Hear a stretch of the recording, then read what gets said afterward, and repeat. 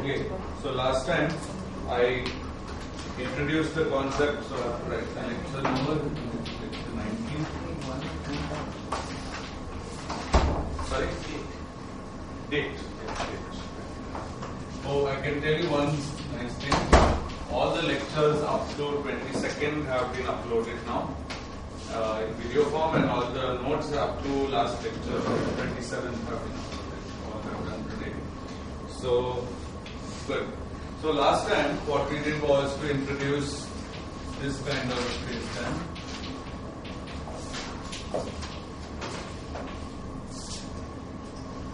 Times something which we call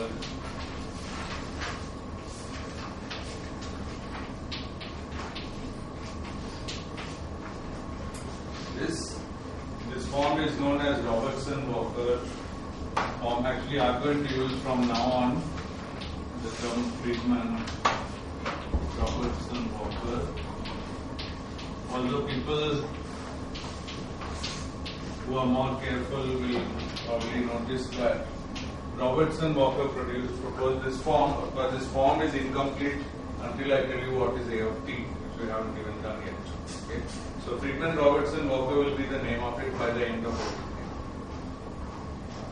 So I don't want to give it too many different names.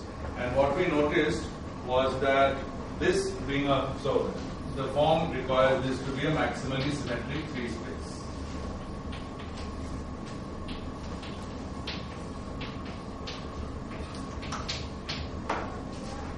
Actually, maybe I'll take a 5-minute digression, because yesterday, the last time the question came up, what are the symmetries of the full space-time given the symmetries of the space? I put it on already. I think it's okay. Yeah. So just a small digression, let's do it here. Some things about Killing vectors which I really should have told you. So basic observation about Killing vectors is that if a metric, this is actually not directly relevant to this case, but it helps us think about it, is independent of some coordinate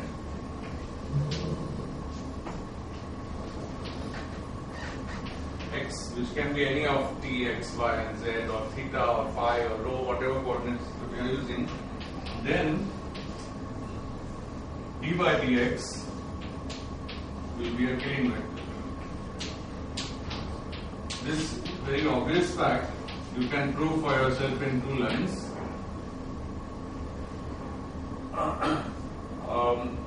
And it's obvious from so many points of view. What is d by dx? It's a translation along the x direction. Metric is independent of x, then obviously translation along x direction is a symmetry. Okay. So in components, for example, e.g., if x is really x, then it would be like 0, 1, 0, 0. That means it's 1 in the x direction and 0 in all the others. Okay. This is a general fact. You can easily prove it. Actually, in this case, if you try to prove it using d mu k nu plus d mu k mu equals 0, obviously you will get the answer right, but after more work, unnecessary work. Because what will happen is that in d mu k nu plus d mu k nu, you will have 2 non-trivial contributions. You may think that in this, the ordinary derivative part is 0 because it's a constant, but it's constant when it has upper component. When you lower this component, it won't be constant. So there will be an ordinary derivative on the k, symmetrized.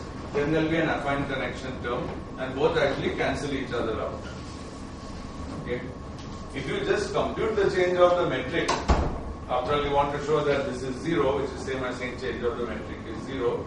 If you just compute that, you will see very easily that with a constant vector like this, if the metric is independent of that coordinate, then you have a Killing vector. So this is one little digression which I wanted to mention for you. Now think of it this way, that here is a 4-dimensional space-time, and this 3-dimensional space has some Killing vectors. Okay, we don't know what they are, but just as a rough way of thinking, let's imagine that this metric is independent of some direction, some coordinate, and that's why we have a killing vector. Okay. Then of course the full metric is still independent of that coordinate because these are the space coordinates and the only new dependence is a of t, which doesn't depend on space. So therefore the full metric will also have those killing vectors. Okay. But it's also true in more generality if Gij3 has any killing vector,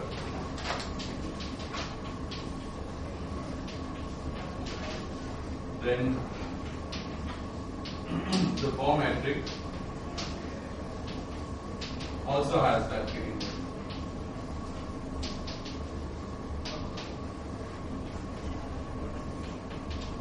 But it's only because A of t doesn't depend on space.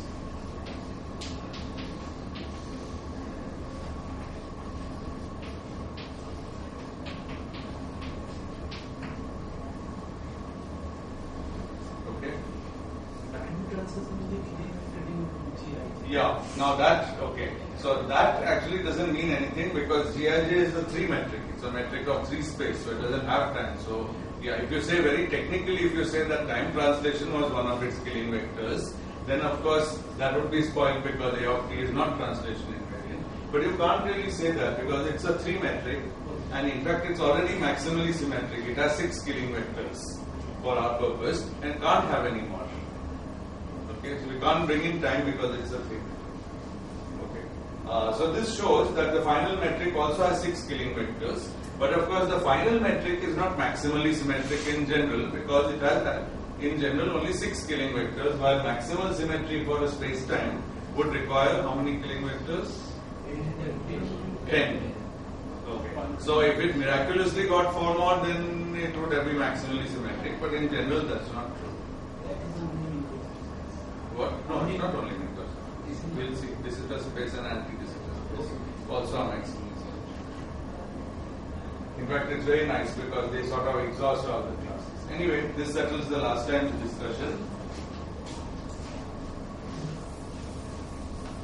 And it also tells us something interesting, which is that the space-time with 6 killing vectors that we are going to find, it might be possible to convert it into some other form by change of coordinates, which doesn't look like this anymore. In that case, we lose our maximally symmetric 3 space. Okay, but it will be the same space-time, and it will obviously have the same number of killing vectors. The number of killing vectors does not depend on coordinates.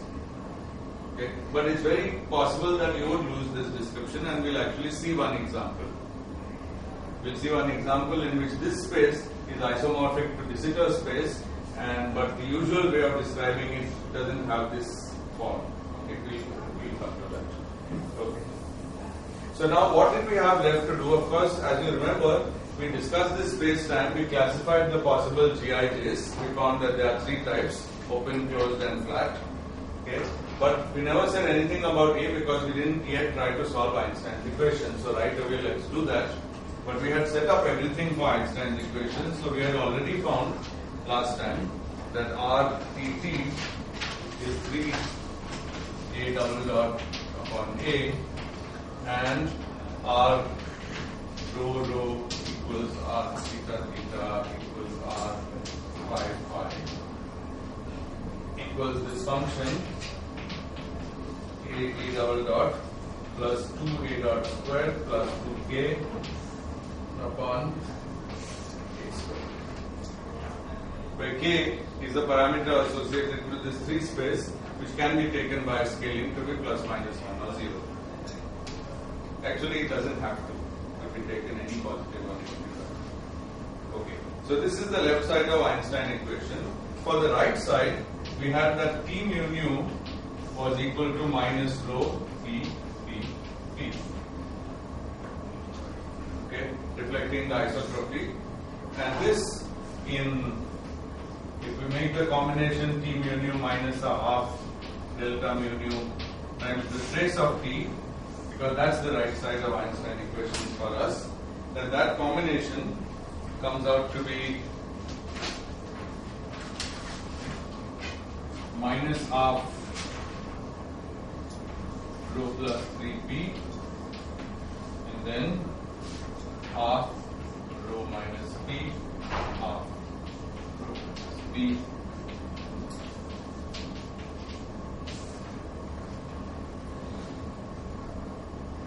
A simple calculation, you just take the trace of this, which is 3P minus rho, and then you put that is T, and then you plug that in and you get this form for this thing. And now Einstein equation is the statement that R mu nu is equal to T mu nu minus half delta mu nu T. So we just equate things. So the first equation would be for RTT, and it will say that, so Einstein equation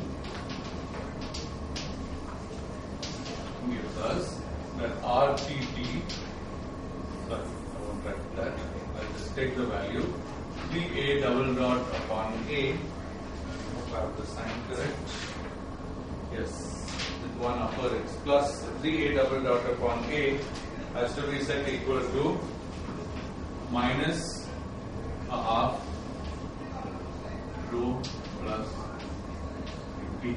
So that's the PP equation. And the other equation comes from this.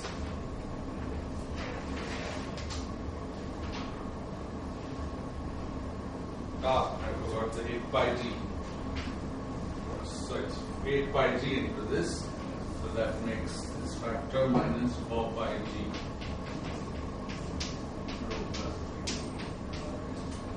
Okay? That. And the other equation is setting any of these, R rho for example is this, we have to set it to 8 pi g into this, and since R is perfectly isotropic and so is T, there is only one such equation for all the three components.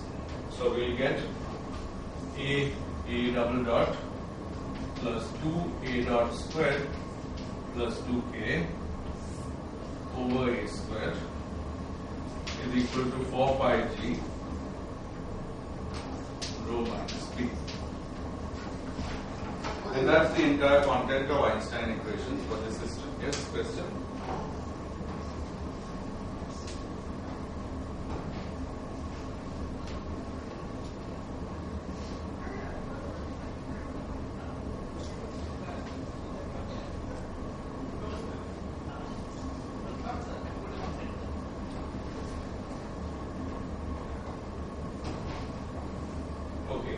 Now there is a third equation that we can write down, which is the conservation of energy momentum. If you remember, that's also an equation relating the metric and the energy momentum tensor, because there is this Aristotle solution in it.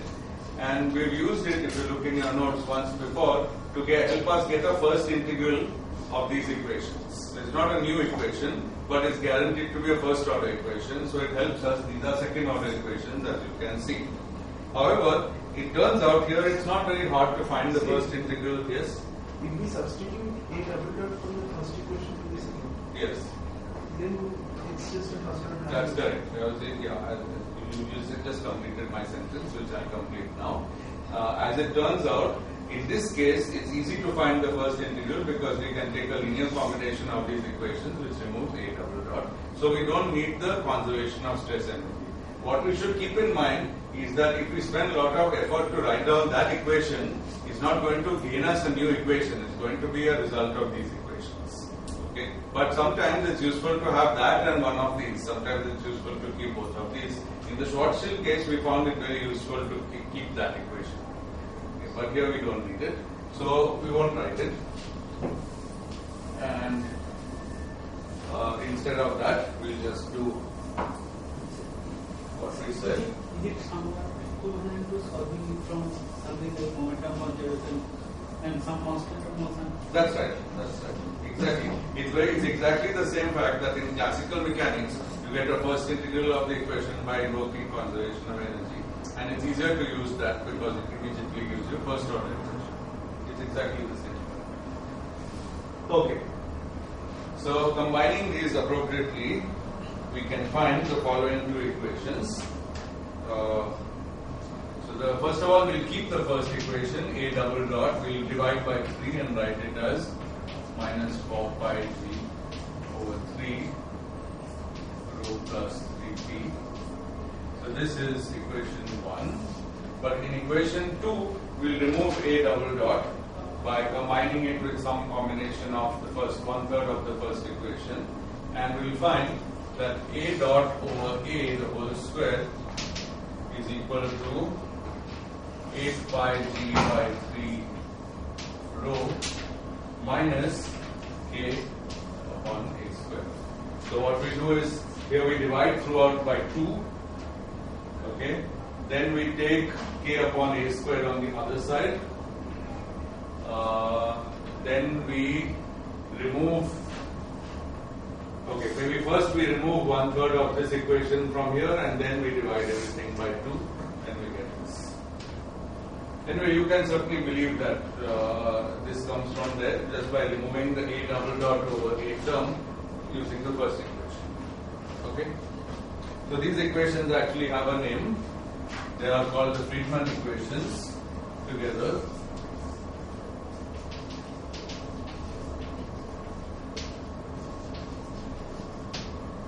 First and second Friedmann equation.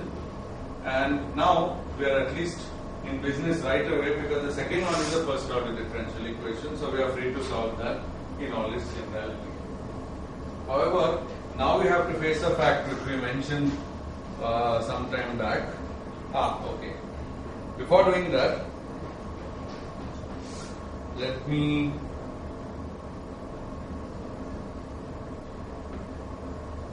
get a simpler.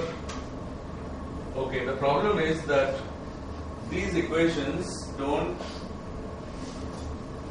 Okay, the basic problem is always that these equations do not determine rho and p.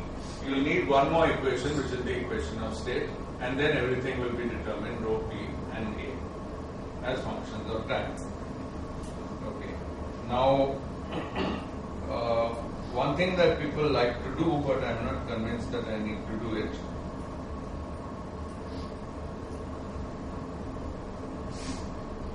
It's in the notes, but I am really not convinced I need this equation, so I won't do it. Okay, so let's right away get down to the equation of state. And here we have some interesting situations. So the idea here is that we postulate, and I can't really give you the physical reasoning behind it, but it's certainly something nice to do just to simplify the equations and look for toy solutions, but turns out it's quite a realistic postulate, that rho is W times P, where W is a constant.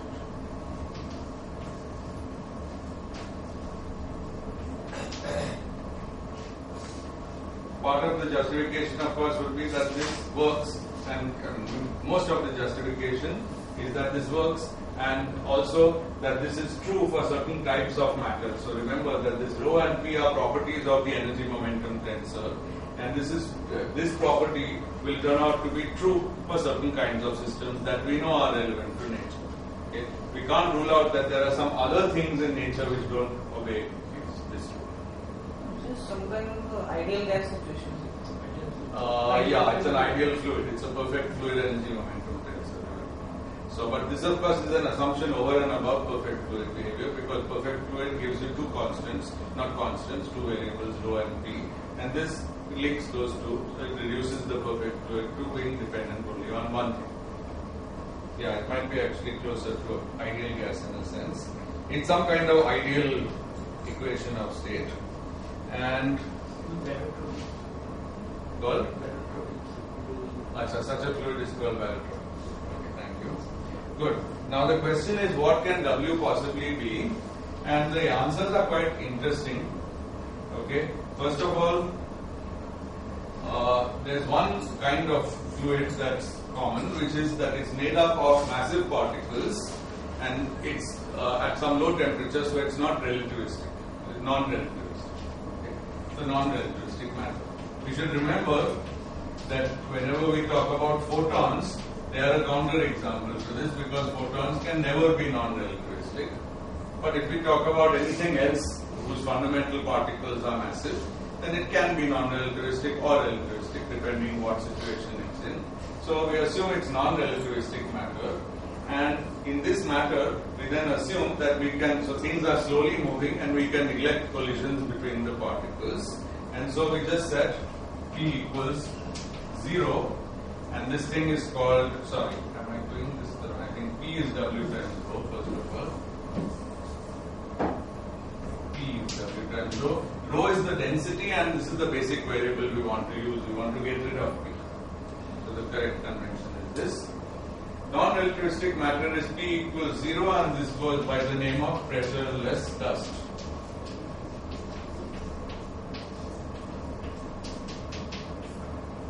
And of course this is the same as W being 0. So we can take that as a special case of this equation of state, where the constant W is just 0. Okay. Now, we can also consider radiation, which is photons. And here, we certainly can't assume that they are non-relativistic. So we don't have any justification to put P equals 0. But happily, there's something else we can do, because all photons in nature, regardless of what else they might do, are nothing but excitations of the electromagnetic field. And the electromagnetic field has an energy momentum tensor with a particularly nice property. So let's use that property. Let's notice that T mu nu of the electromagnetic field, I don't know if you've ever calculated it, I think I've written it once.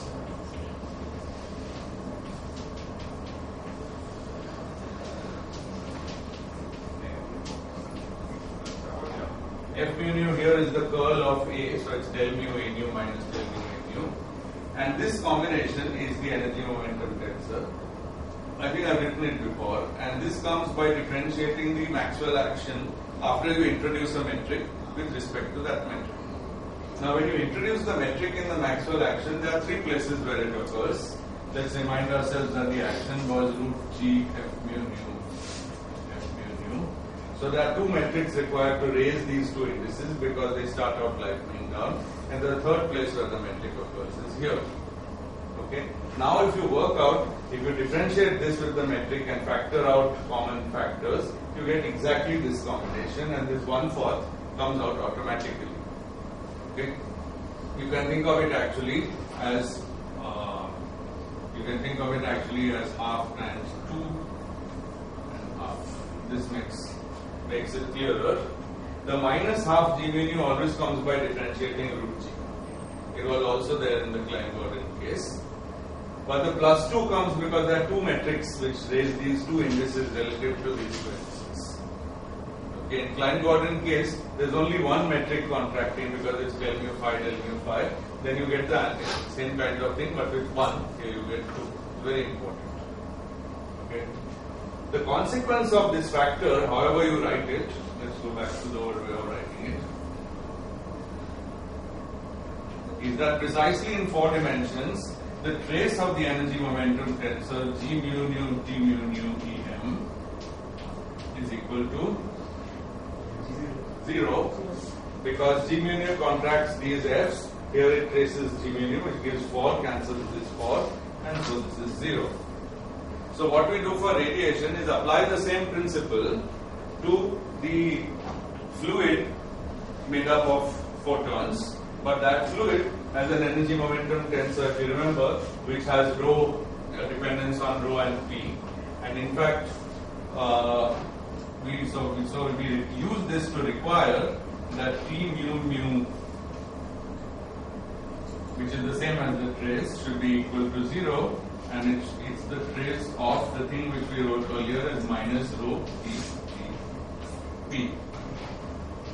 So what's the trace of this is minus rho plus 3P. Okay, so we require it to be 0. In other words, from a property which is true of every quantum in radiation, we can extract the property that must be true of any fluid or any object made up entirely of radiation. Okay. We are not so lucky with matter because there are different types of matter. You can have massive matter made out of scalars or fermion fields, and each of them will have a different trace of the energy momentum tensor. So you can't impose any rule on this fluid energy momentum tensor. But since the trace is 0, term by term here, it's 0 in the average also. And so from this we conclude that, I don't know which equations I should draw out. It is not going to be well in terms of blackboard technique. I need these equations later. Let me rub them out. I'll write them. Sir, Yes. Yes. Yes. Therefore, rho equals 3p for photons. Therefore, W is equal to 1 by 3 for radiation. The property of tracelessness is true only in 4 dimensions. If we lived in 5 dimensions, then this will give me 5, and we'd have minus 5 fourths. Then it wouldn't be traceless, and this thing wouldn't go through. So it's a property of special to radiation and special to 4 dimensions. Okay. So we've calculated W actually. This is perhaps the only case. Well, this is a case where we have to wave our hands and say it was pressureless, or it could be taken pressureless. In the other cases, we can calculate it. For radiation, we've got the answer. So we've got 2 examples of the same equation of state, one with 0 for matter. Now this thing is called matter. Of course, everything is matter, including photons, but matter conventionally is used to refer to this kind of matter. It's massive, non-relativistic matter. So when we say matter in the future, and when cosmologists say matter, they mean this. If they mean that, they'll say radiation. So these are 2 kinds of equation of state. But interestingly, there's a third one. The third equation of state comes about if we have a cosmological constant.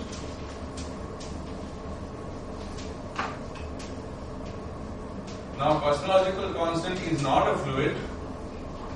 It's just a term in the Einstein equation which we add by hand. But it behaves as if it's a fluid whose energy momentum tensor is proportional to the metric itself, because the cosmological term is lambda times g mu nu. Okay. Therefore, since g mu nu is in this form with 1 index up and 1 down, it's delta mu nu. So it's minus 1, 1, 1, 1. Okay. So that means that actually for this case, rho W is equal to minus 1, because for minus 1, right? Sorry. I said that wrong. In this form, when the metric is written with 1 index up and down, then of course it's 1, 1, 1, 1, as I mentioned in the last lecture, and therefore rho has to be equal to minus p. So T mu is proportional to minus 2, 1, 1, 1, 1, which implies P is minus rho, which implies that W is minus 1. Okay. Now, this kind of thing leads to endless confusion, because people say, how can pressure be negative, how can density be negative? Neither pressure nor density is negative, because this is not a fluid. It just happens to contribute in the equation as if it was a fluid. It doesn't have the physical properties of a fluid, but has the mathematical properties of a fluid if we allow rho to be negative, and we do it so that we can solve some equations. That's all. Okay? That's clear? Good. So let's summarize this as follows. This is one equation, and the other equation was a dot over a squared is equal to. How do you get the p equal to minus 5 by 4? Yeah, this one. 8 third by 0 minus k upon k square. How did I get p equals minus rho? Because for the cosmological term, the contribution to Einstein's equations is proportional to the metric, lambda times g mu. If I write those equations in the form where 1 index is up and 1 index is down, then the cosmological constant term is lambda delta mu nu. That means that it's proportional to the matrix delta mu nu, which is 1, 1, 1, 1. Okay? If we try to model it as a perfect fluid, then its contribution to those equations, which are based on a perfect fluid, is the same, except that we have to take rho and p to satisfy an equation of state which makes this thing proportional to the identity. Okay? And that we can do exactly by taking p equals minus rho and therefore w is minus 1. Again, this is a rigorous fact, it's not any assumption. It just follows from the nature of the cosmological term. Okay? Good. Very good. So let's now try to summarize these three results and then proceed.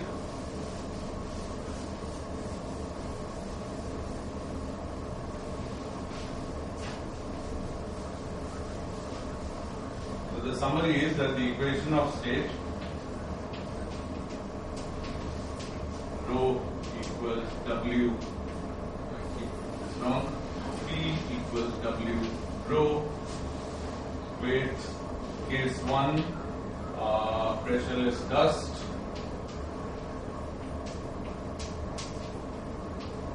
or more simply just matter, with W equals 1 by 3. Case 2 radiation, wrong, W equals 0. Case 2 radiation and W equals 1 by 3. And case 3, which is called either cosmological constant or simply vacuum. Vacuum here is being used in a different sense. Vacuum in the sense that it's Einstein equations in which there is no dust, there is no radiation, there is just a vacuum, but there is a cosmological constant or energy density in the vacuum. So what we are saying is contribution of the vacuum energy. Okay, well, that's what the cosmological constant really is. So this is W equals minus 1. And interestingly, there's a fourth case which we'll see in a moment. Okay, so with these, we are confident that we can eliminate P. Once we eliminate P, then this equation, there's two equations between rho and A, and we can find the dependence of rho on A. Okay. However, we do need to get some combination of these equations which will help us do that. The equation that I was trying to avoid writing, but actually it's very nice, so I will write it. So let me take the second equation, multiply it through by a squared, and then differentiate it. So take this equation, remove a squared from here, put it here and here, and then let's differentiate. So let's do that right here. So it's a dot squared. No, I don't know that here. A dot squared is equal to 8 pi g over 3 rho a squared minus k. Let me now differentiate this in time. So 2a dot a double dot is equal to 8 pi g by 3 rho 2a. Okay. Nice thing is now I finally got rid of k. I just differentiated it in time. So k drops out after writing it in this way. And if a is not constant, if a is constant, I can do these things separately. I don't need to do what I am doing now. If a is constant, then the left hand side of both these equations are 0 and it's over. So as long as a is not constant, then I can cancel out a dot from this equation. I can also cancel out 2 from this equation. Okay. And now I have an equation which says that what? I've made a mistake because I forgot a term. Plus, I forgot to differentiate rho. Rho dot a squared. So I've cancelled making a mess of things. Sorry, excuse me. 2a dot a double dot 2a dot and rho dot a squared. Very good. This is the equation I actually want. Very good.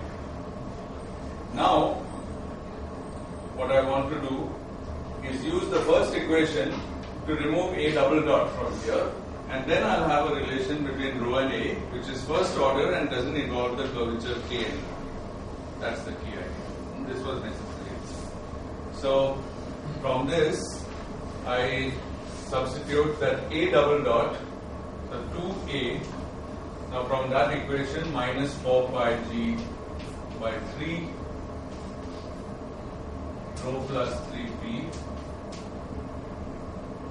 this is equal to 8 pi G by 3, 16 by 3 rho A dot plus 8 pi G by 3 rho dot square, and now I can cancel A from this equation.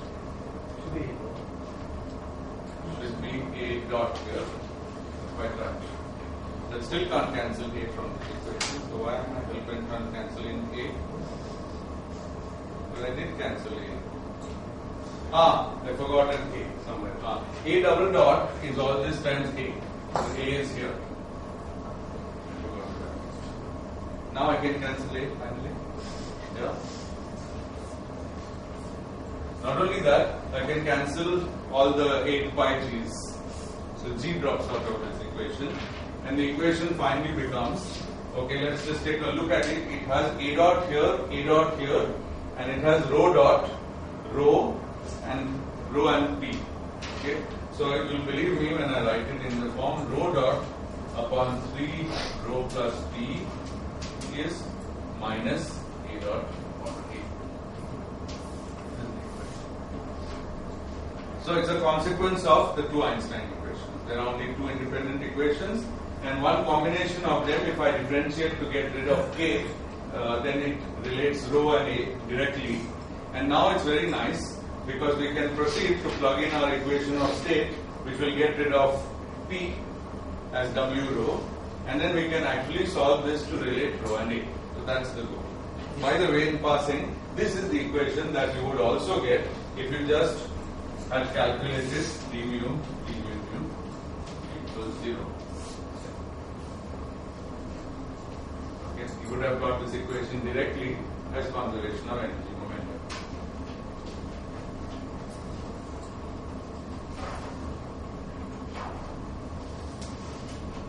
Which makes a certain amount of sense because the conservation equation is non-trivial basically in the time direction, because this is an evolving metric in time, and basically what it's saying is that the growth or change in time of rho is linked to the change in time of the scale factor.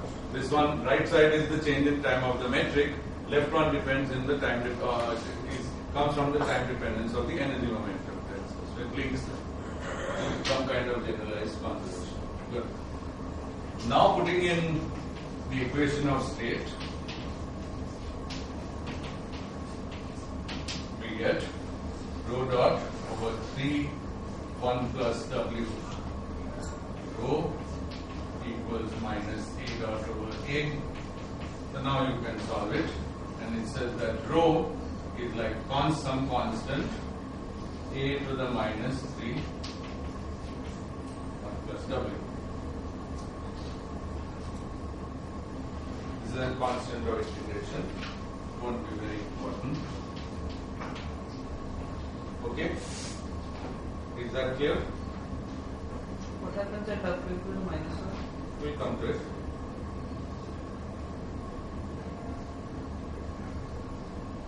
Actually, what happens is obvious, rho is constant, it doesn't change in time. This doesn't completely solve anything. We simply said that the change of density is related to the change in scale factor. It doesn't tell me what is the dependence of the scale factor A of t, but I have one more Einstein equation. I have only used one combination of these two. It is the other one which is going to determine A of t for me. And in fact, it will be the second one. Now you can sort of see how things are going to develop. So let's try working it out. First of all, we can now, in this table, we can enter the behavior of rho with A. When W is 0, then rho goes like A to the minus 3. When W is 1/3, rho goes like A to the minus 4. And when W is minus 1, rho goes like constant.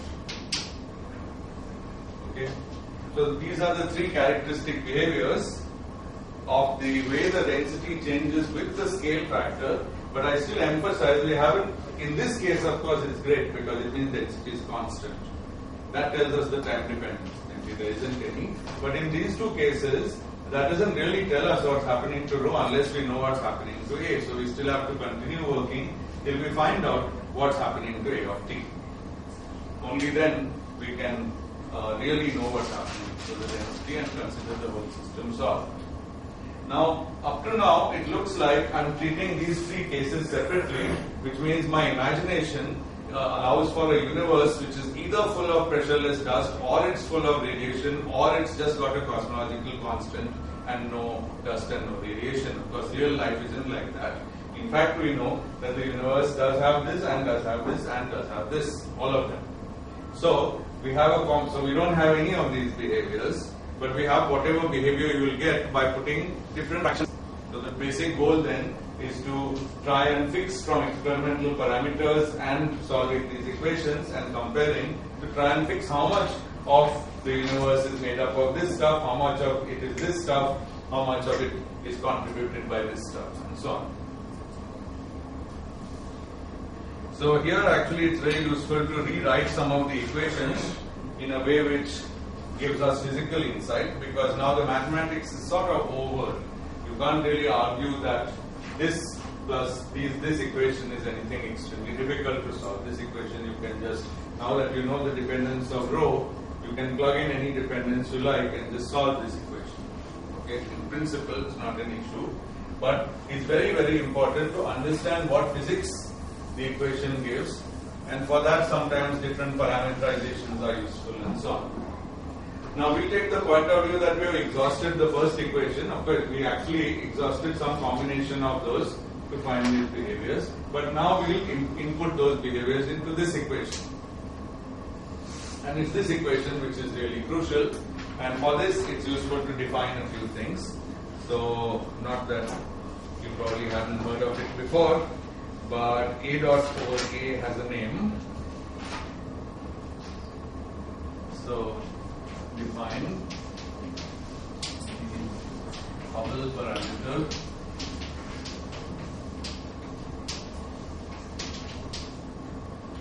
h of t is just A dot over A.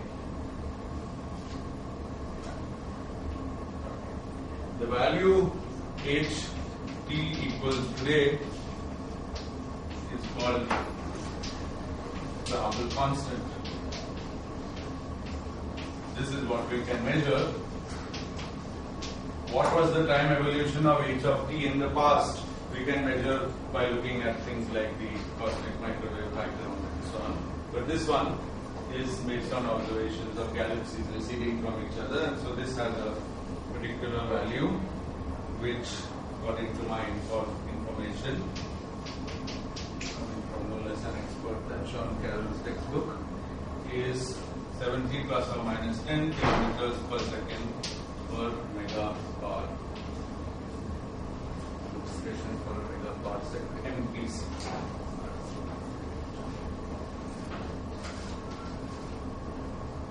Of course, megaparsec is a unit of distance which is 10 to the 19 kilometers, I think.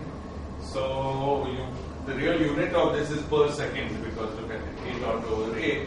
So it's like the differential expansion rate per second, the whole thing of the scale factor. And so you can convert that, and obviously you get a very small number like 10 to the minus 18 or 10 to the minus 17 per second. That's the observation, but of course very significant. Anyway, that's not going to affect this part of the discussion, so I'm just mentioning it. What is, however, very intelligent is to take this equation and rewrite it in a particular way by dividing out the Hubble parameter squared from both sides. And so we write this equation as 1 equals 8 by g over 3 h of t squared times rho of t minus, so we're dividing this, so this term becomes k upon k dot, oh, I think I've done something wrong.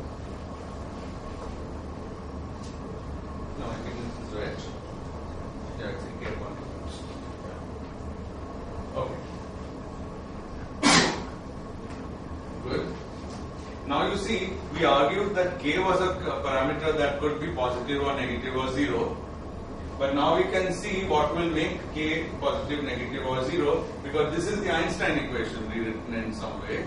And what we see is that this quantity determines what is the sign of k, because if this quantity is greater than 1, then k is positive.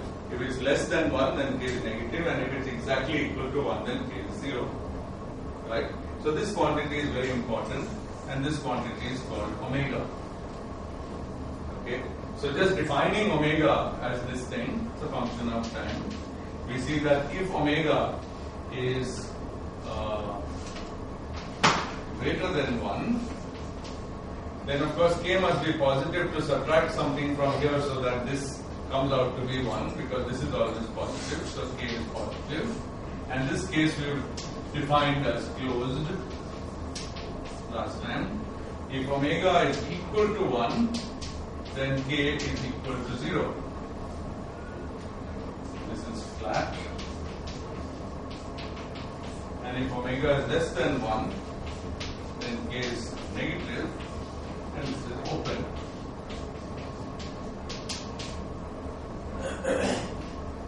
Okay. Omega depends on the scale factor and on rho, but now we know the dependence of rho on the scale factor, at least if we have one or other component of matter. And then basically we have to solve this equation to find out what is the actual value, but we have many solutions, and observations will tell us whether we should look for solutions in which omega is greater than 1 or equal to 1 or less than 1. And observations strongly indicate that omega is very, very close to 1. Another way that people like to put it is to say, okay, omega is basically the density in some units. Okay, these units are made up from the scale factor and Newton's constant, nothing else. Okay, so these units are determined by the metric of space-time. So it's and these units must have dimensions of inverse density, because after all, rho times this has the same units as 1, so it is dimensionless. Okay, so this is some very nice combination of space-time quantities relating to gravity, that is this constant, and the scale factor which comes from the metric, and it's the quantity such that if rho is less than that, then omega is of this type. If rho is equal to that I mean the inverse of this quantity, then omega is 1, and if rho is greater, then omega is greater than 1. So it makes sense to define rho critical to be 3h squared upon 8 pi g. Then the equation, Einstein equation, is 1 equals rho upon rho critical minus k upon a dot squared.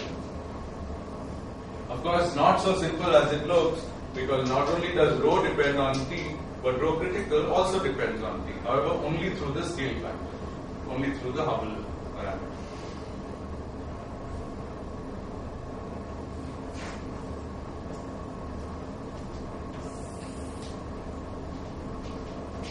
We haven't done anything very much, but we've rewritten the situation in some nice way. Now, there's another thing we can do, which is to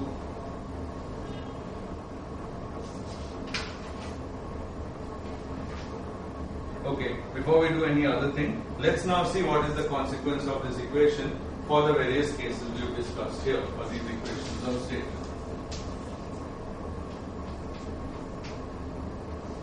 With these values of W. That's already instructive.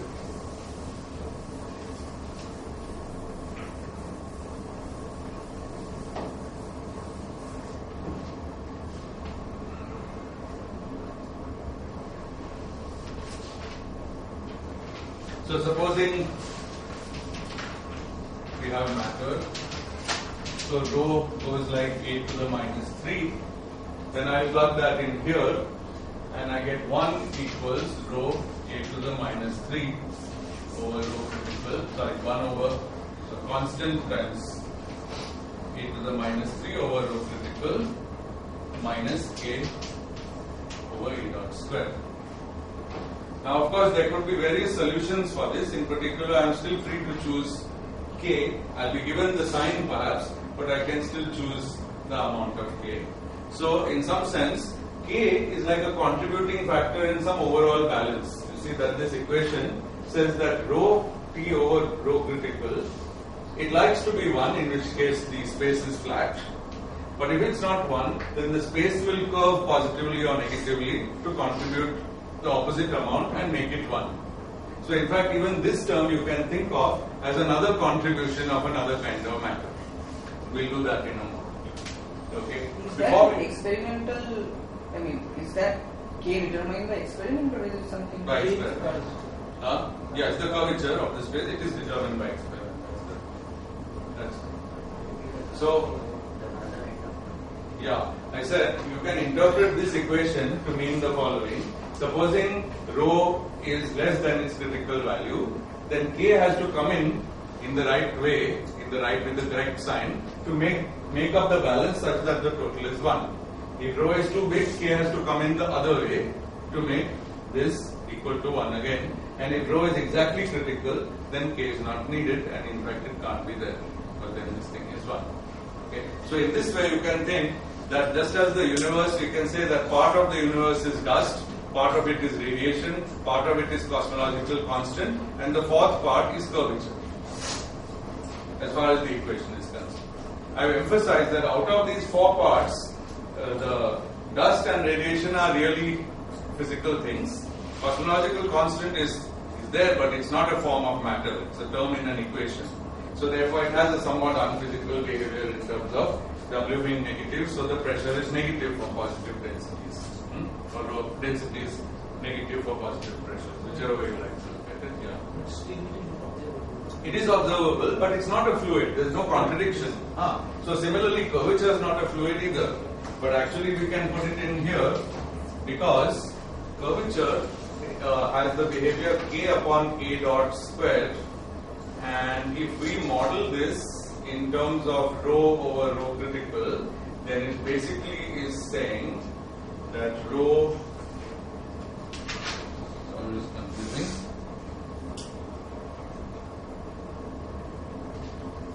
Yeah. So to understand curvature as the fourth kind of contribution, let's assume this term is 0. Okay, because you understood each of these, the W is the value that you put in to get a certain behavior of rho, and that is the behavior of rho if all the other kinds are absent. Right? So this is how rho will behave if everything is dust, there is no radiation, no vacuum energy and no curvature, etc. So now let's assume that everything is curvature, there is no dust, no radiation and no vacuum energy. Okay? So let's briefly digress to do that. So let's try to solve.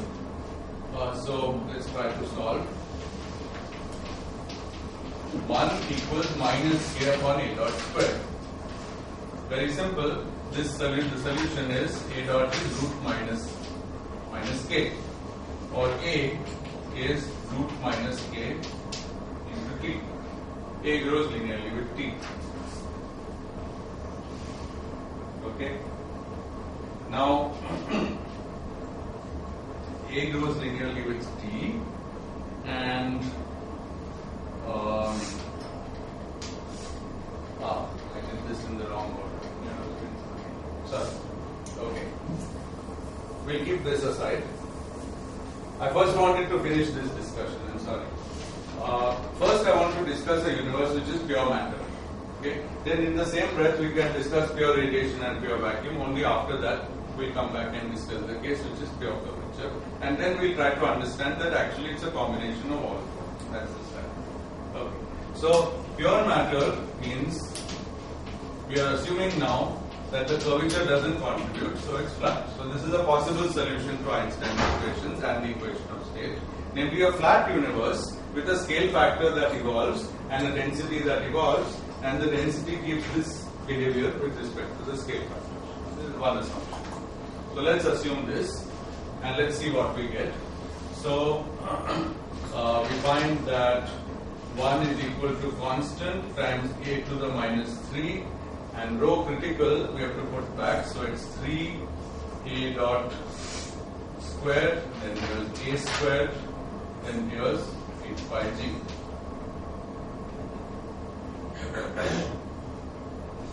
Okay, so this whole thing is just A in, so it's just 1 upon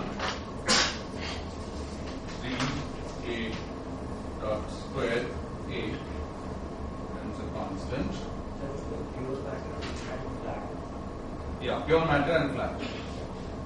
What's the physical idea of it? You have a universe filled with matter. The space is flat, but the universe is expanding. Conceptually, nothing wrong with it. We're just saying the space part is flat. It's actually the physical space has a metric a squared, the scale factor times that space. So it's that space which we are taking to be flat. Okay? Good. So fine. Sir, Yes. where we are writing these things that rho. Yeah. Can you just please wait for 1 minute?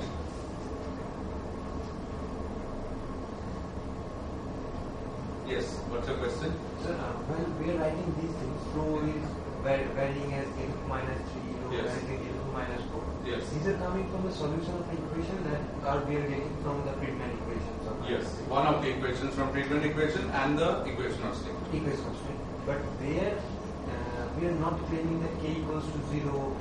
What I want to say Yeah, that we're not claiming that k equals 0. k may be plus 1, minus 1 or 0. Yes. Even if then, if Yes. the universe is of matter, Yeah. only matter. Okay, then okay, rho- sorry. Okay, so I take that back. If k is 0, then this is so this form we got from an equation which doesn't depend on k. You're right. So this form, this behavior doesn't depend on k. However, I won't be able to find the time dependence of rho and a. I need to solve this equation Where we need that kind of. where the value of k is, right? Okay.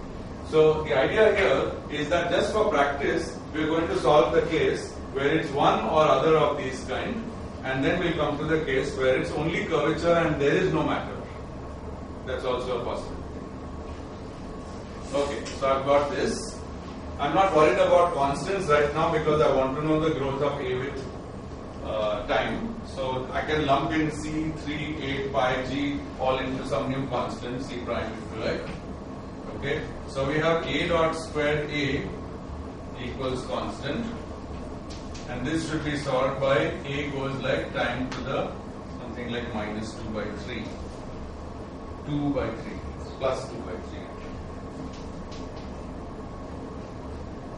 Good, you agree with that? Because then A dot goes like t to the minus 1/3, so A dot squared A is constant. Okay, is clear? We can repeat the same exercise as long as k equals 0 with the other two kinds. In fact, we can just keep w arbitrary and do the exercise. If we repeat with w arbitrary, then we get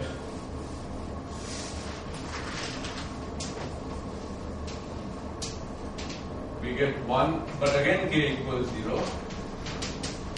So we are assuming there is one fixed type of substance with a fixed w, and other than that everything else is 0. So then we get 1 equals c constant a to the minus. So what is this number in general? I had it somewhere, 3 into 1 plus w, right?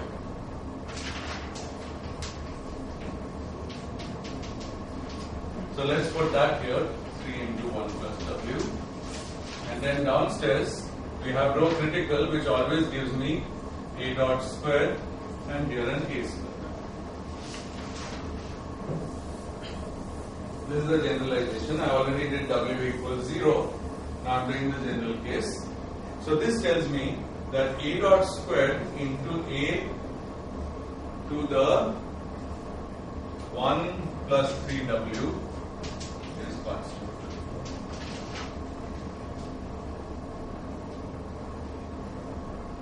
Yeah.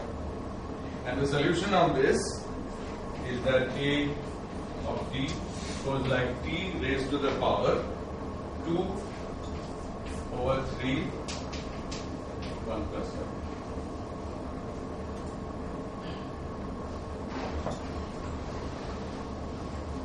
Okay. So at least for this takes care of w equals 0 and it also takes care of w equals 1/3. So you can just put that value in here and you find something like square root of t for photons. I think. Is that right? Yeah. So t to the 1/3 for t to the 2/3 for matter, and t to the 1/2 for photons. So sharply different. And W equals -1 looks a bit problematic here, but of course one shouldn't approach it from here at all. One should look at the original equation. Just put W equals -1. Then you have A upon A dot is constant. So what is that? Exponential. And in fact, A dot upon A is constant simply means that A dot upon A is for all time the Hubble constant. Well, by definition it's the Hubble parameter. If it's constant, then it's H naught. So this just tells me that A of t goes like e to the H naught t. In all these cases there are some integration constants, but they are not very important. They can typically be removed by rescaling or by rescaling, so we won't worry about them now. So what we learn is that A goes like a power law for W, sensible W's that in this case are greater than -1. Any W greater than -1 is good. Actually, people give arguments that mod of W should be between 0 and 1. So these are all like that. 0, 1/3, -1, so on. So for all those, this is fine. And in the special case when W is -1, which is the cosmological constant of vacuum energy, then we get exponential. So these are various possibilities. Now notice something interesting about all these possibilities. Okay, if the Hubble constant is constant, which this model of purely vacuum energy dominated universe suggests, then of course the scale factor is expanding as we go forward in time. Okay, but it's also shrinking as we go backward in time. And as t goes to -infinity, A of t goes to 0. Okay, look in this case. In these cases, again this A of t goes to +infinity as t increases. This time it goes to 0 and t goes to 0. We shouldn't worry about the value of the coordinate t because that can always be redefined. So it's just a coordinate. But whatever is the infinite past in this coordinate, in this case should be t equals 0. So A goes to 0 as t goes to 0. Okay. Not only that, in most of these cases, this power of t is fractional. Okay, so we are going to encounter something in this metric where the scale factor disappears entirely, which looks singular, and moreover has some fractional power of t. Okay, so this doesn't look very good. So in general, we expect there is a singularity in the metric in the far past. Now, of course, it would be great if I had proved such a thing, but I have not proved it because A, I have assumed an equation. If t goes to 0, Just let me finish my sentences. In between my sentences, you ask. When A goes, when I haven't proved this because I have taken an example which is either this or this or this. Okay, in each of these examples it's true, but of course this is far too simplified. I mean, first of all, the universe is full of all these things. Secondly, we don't always know that we can extrapolate far back in the past. We don't know whether there's some reason why the equation shouldn't be modified by the presence of something else in the past, etc., etc. But nevertheless, in these generic classes of examples, there is a singularity in the far past, and such a singularity goes by the name of the Big Bang. And what's important is that the curvature of space-time can be computed, and you can convince yourself that it is singular and it's not that the Big Bang is just some coordinate singularity. It is a singularity in the same apparent way like the Schwarzschild singularity at r equals 2gm or r equals 0. Something is manifestly odd in the metric, but we have to do more work to find out whether that's a serious problem or a coordinate problem. And the Big Bang is a serious problem. Yes. Sorry? Both of these equations. Here the far past is at t equals 0, here the far past is at t equals -.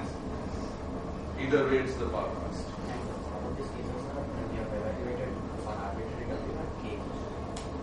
Arbitrary W and K equals 0. Right. And now I'll come back to K. However, I do want to mention here that what? Something you said reminded me.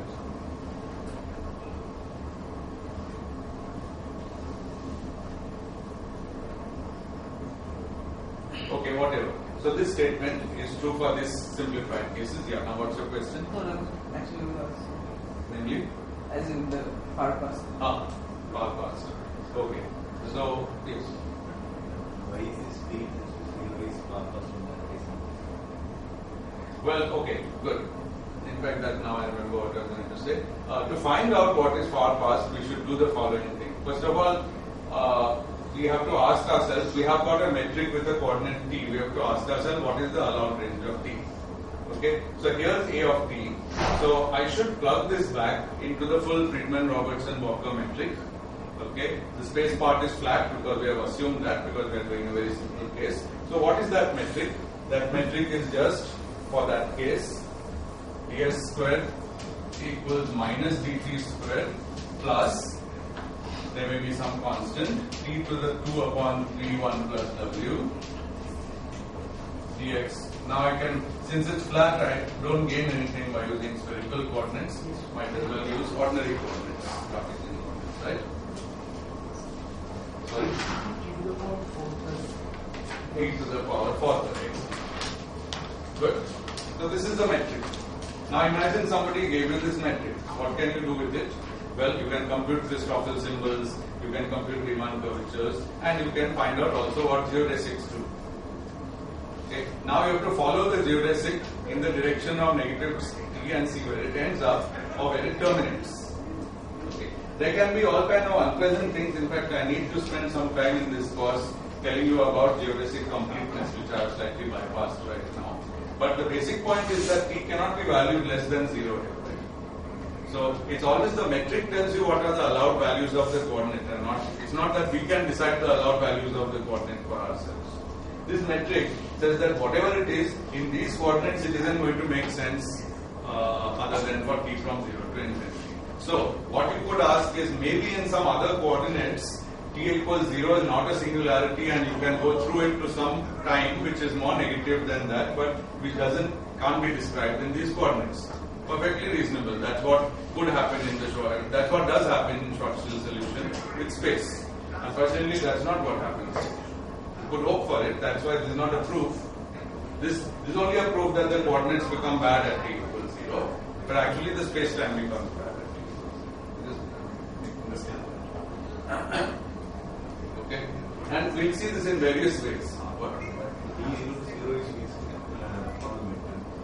Yeah, it's determined from the fact that this makes sense only for t between 0 and infinity. That's a different metric. That's a different metric which is obtained by solving Einstein equations with different equation of state. It's a different metric. So you can't compare t in this metric and t in that metric anyway. Yeah.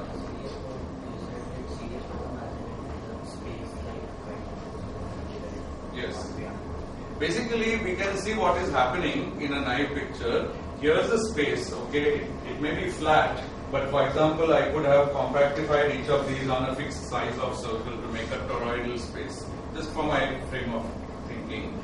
Now that torus at time t equals 1 is of unit size. As t goes to 0, it just keeps shrinking. So the entire space, all of space when followed into the past shrinks. It's the converse of assuming of the fact that when we go into the future, space expands. That we know experimentally. Okay. Now what we don't know is that this is the correct solution to match experiment. In fact, this is surely not the correct solution, where there is only cosmological constant and no matter. So this is the solution with only matter of some kind, either pressureless or radiation, and no other thing. Okay. You can put so many ingredients into it that maybe the universe in the far past and also in the far future will expand followed by contraction, or it may contract in the past followed by expansion. So that's why there is no proof that the Big Bang is really there. Also, if it's really there, classical physics will not help you to study it because it will be a place of extremely high temperature and densities, and you will need quantum gravity to study it. So that is one of the many times quoted motivations to use quantum gravity, some theory of quantum gravity to study that. Okay. So it's not really obvious that this is there in general, nor that it is a danger for physics in general. In fact, the good thing would be something nice happens there, but in that case we don't know what that is. It's only when we extrapolate these classical equations to the past we come to the conclusion that the universe sprang out of a point. But why is that such a widespread? I mean, if that's the case, Yeah. why is it so widely believed that there was a Big Bang? You can have other ingredients as well. I know plenty of people who don't believe there was a Big Bang. There are all kinds of cosmologies in which basically the universe, for cyclic universe, it expands and contracts. Okay, but in the expansion phase, it mimics as if following it back. If you ignore, there must be some term in the equation which at some size makes it re-expand. If you ignore that term, then looking back, you would think that it's going to contract to a point. Okay, it's easy to fool you today by having some signal which when extrapolated goes to some unique point, it may do something else. Because we don't necessarily know all the laws operating at all scales and at all times. Okay, so that's why there is some degree of uncertainty. However, there is a serious job which is not being done in this course, but it's a serious job of a cosmologist. Take all these ingredients, put them together with experimental observations which say, okay, observations tell us that there is so much specialist dust and that there is so much radiation in the universe and that the balance might have changed with time. So rho of this and rho of this and rho of this are all quantities that may evolve in a coupled way. Okay. Then you have to find a fit to actual observations, and the fit suggests that the universe, at least the final whatever true metric of that we can fit to observations today, has the property of a Big Bang. That's what people believe. Now, cyclic universe or other options which avoid the Big Bang, you have to go through some contortions to get there. So then people might think those models are not so natural. Okay. Now the last thing, this actually is a sort of key. A of T is this. To doing the last thing which I want to enter here, which is supposing we had no dust, no radiation, and no vacuum energy.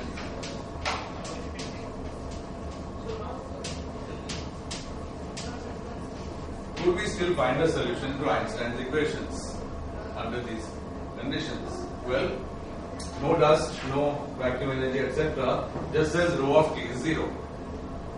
So this term is 0.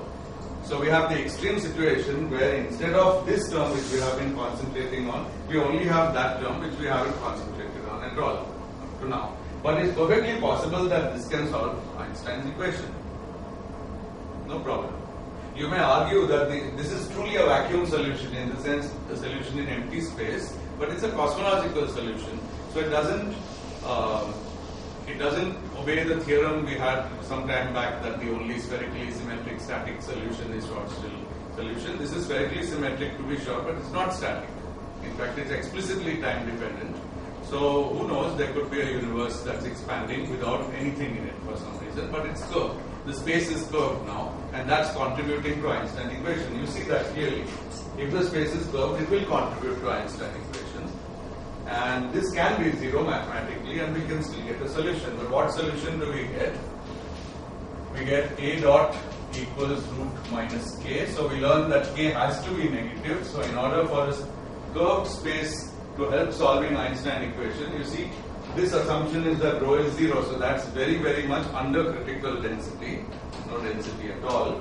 So K has to be negative to compensate fully and make this term come out to be 1, which if we integrate we get this. And so we learn that A of T goes like T, so A is linear in time. Okay. Now compare this with the equation of state, with this which comes from an equation of state, and let's try to find out W. It's like an effective W for curvature. That's what I had in mind. So comparing these two, we find it behaves like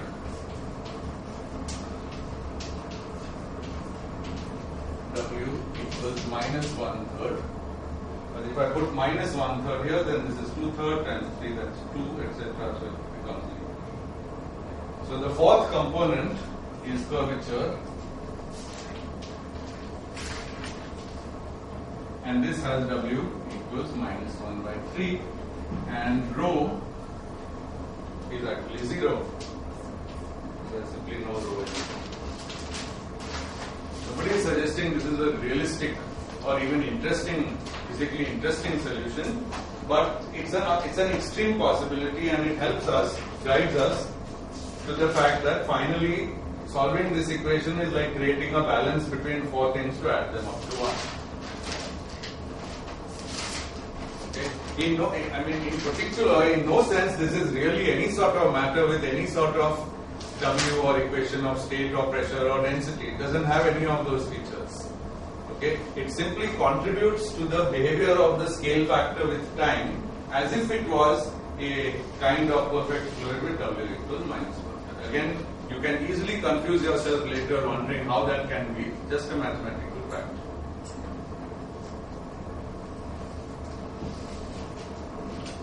Okay. So, from that point of view, you can also write this equation in a very nice way. 1 is equal to omega dust plus omega radiation plus omega cosmological constant plus omega curvature, where omega curvature is this last term, and each of these omegas is this term for that particular kind of matter. So the density of that amount of matter divided by the total critical density. Okay. But again, these three are on roughly similar status, because when you add up all these three, it can, the total amount, if it's less than 1, then the universe is underclosed, otherwise overclosed, and or otherwise critical. This is always there just to balance whatever these three are. Okay. So, but for from your equation point of view, you can often take this on par with the others. So you can think of this in 2 ways. That this, and remember that when cosmologists tell you the value of omega, they mean this. They certainly don't mean this. Because otherwise, if they meant that also, then the value is 1, then there's nothing to measure. The whole question is what's the experimental value of the first thing. No, so far we have taken only one at a time. That doesn't mean forever we'll take one at a time. Now, this is where this is the starting chapter of cosmology. Now, it's a whole book. What does the book consist of? Observations, which is a large thing, and then taking combinations of these. If you only took one at a time, you'd be done. There are 4 cosmologies, and none of them fits nature, and that's it. Obviously, the whole point is to take all of them together. But at least we've understood that each of the extreme cases has its own characteristic behavior. Okay, so now all the other behaviors you can get should be in some way in between. Roughly. Okay. Yes. Lambda is homogeneous and reciprocal, and also arbitrary in large scale. So, Yes. can we absent that term? I mean, in the sense that lambda G mu is the term, and it also contributes to the curve. You can call it what you like. The important difference though is that these, there are only, out of these 4 things, I'm not saying there are only 4 by the way, there may be some new kind of matter with a totally different equation of state which adds up here, fine. But the point is it's more naturally associated with these because lambda is a variable parameter which we can experimentally determine, and the curvature is fixed after we have determined these 3. Of course you could say that, well, I'll leave lambda as determined by consistency and I'll only look for this and this. Okay? But then remember, what is this curvature? It's the curvature of the 3-dimensional space in the Robertson-Walker coordinates. It's not a very natural, well, it is of course the curvature of our space. Probably that's the way in which we think of our space. But anyway, we see that they are correlated. It might be that we measure this and this as well as the radiation and infer what is the dust. It's up to us how we do it experimentally. What is natural is up to us. But this is not associated to any density, these are associated to densities. So let me end with 2 comments. One is that slightly I cheated you in the sense that in this case, the pure curvature case, the final metric is ds squared equals minus dt squared plus t squared And what's in here? It's a space with k negative. So let's say take k equals -1, which we can always achieve. And that space has this metric we got last time.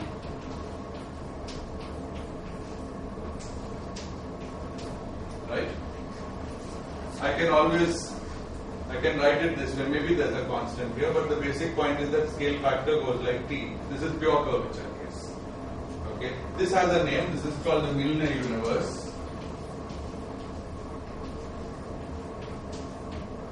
It has the interesting property that if you actually, now you see, we have calculated the Christoffel symbols for the most general Friedmann-Robertson-Walker. This is a special case where A is just t squared. You can plug it in. You calculate that and from there calculate r mu nu lambda rho. What you will find is that r mu nu lambda rho is 0, and therefore this is actually Minkowski space in some coordinates which make it look like an expanding universe. One more lesson. If you remember, Rindler space had the same effect on us. It looked like a very unusual space with something shrinking and so on, and then finally we mapped it to one wedge of Minkowski space. This one, if with this result, of course there is no way out. This is a flat space everywhere. So even though I said we can support a solution to Einstein equations by pure curvature of the space, turns out we can't support any interesting solution. But it also turns out that this is not the full Minkowski space-time; it's part of it. Okay. So Milnor universe is a nice study tool. But by itself, anyway, we weren't expecting much out of it. But we also have learned that once we finally find a metric, we better compute curvatures, otherwise we don't actually know if that metric is worth anything or not. A of t going like t looks very nice, perfectly good expanding. It has a big bang at t equals 0, but actually it doesn't have anything. Okay. Probably, I haven't done this, at least not recently.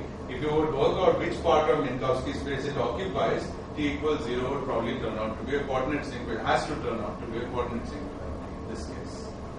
Okay, and then there could be some wedge in which t equals 0 is some point t kind of thing. And then if you go to Minkowski coordinates, obviously there is no singularity. Okay, but that's not the case for the general power laws or for the exponential. In fact, we'll revisit this case, which is the exponential case, and show that that one is actually equivalent to de Sitter space-time, which is quite interesting.